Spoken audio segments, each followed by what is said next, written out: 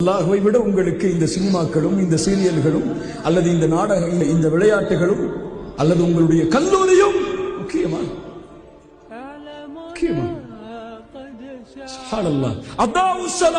தொழுகையை பாராட்டுவார்கள், தொழுகையை அதனுடைய நேரத்தில் தொழமாட்டார்கள். இவர்களுக்கு என்ன கூலி? கையா என்ற நரக ஓடையை இவன் சந்திப்பான்.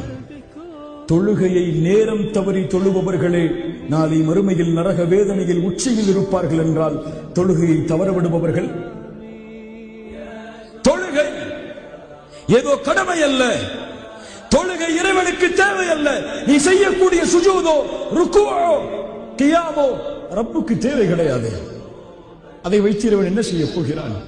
அவனை புகழக்கூடிய கோடான கோடி மலக்குகள் அவனை புகழ்ந்து கொண்டிருக்கும் போது நீ நிற்கக்கூடிய 2 சஃப் அவனை என்ன செய்துவிட போகிறது?